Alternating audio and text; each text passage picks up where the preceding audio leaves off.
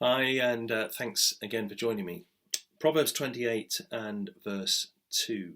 When a country is rebellious, it has many rulers, but a ruler with discernment and knowledge maintains order.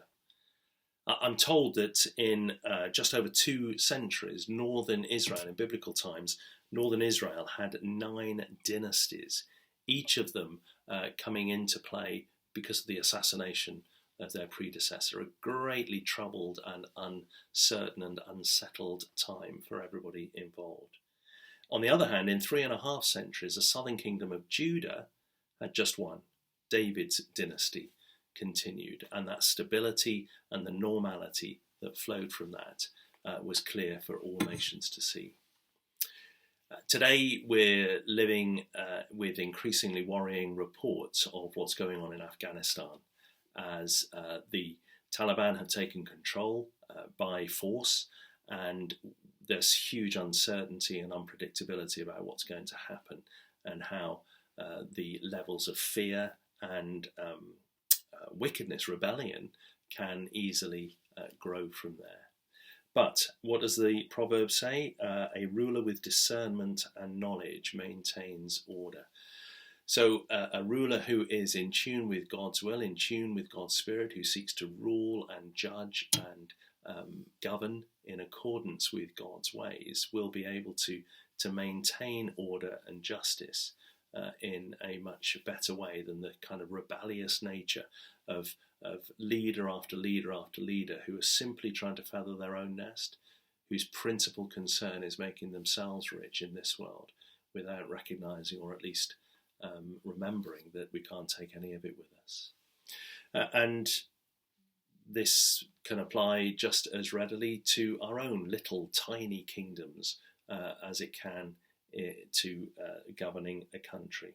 How we work, how we look after our families, how we hold positions of authority at whatever level that might be, speaks out who we belong to and how we're trying to live.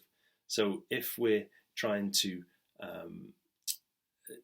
live or govern, if that's the right word, in a way that what am I trying to say? In a way that kind of fills people with fear or concern, then that can be really problematic. But if we seek to live with discernment and knowledge, rather than the hope or the dream of building ourselves up, if we can govern or manage with knowledge, God's knowledge of God, then we're able to maintain order. We have that authority behind us to be able to live and behave accordingly.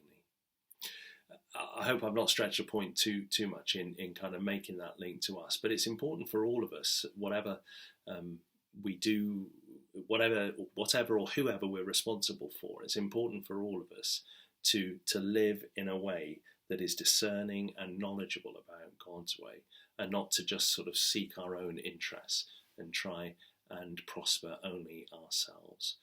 Let that be a message that we carry on into the day, and helps us in all that we do and in all the conversations that we might have. Let me pray. Father, please give us your knowledge. Give us knowledge of you. Give us your discernment. Give us discernment by you, and help us in all that we do to be able to live in accordance with your ways and your will. Amen. God bless you. Take good care. Bye.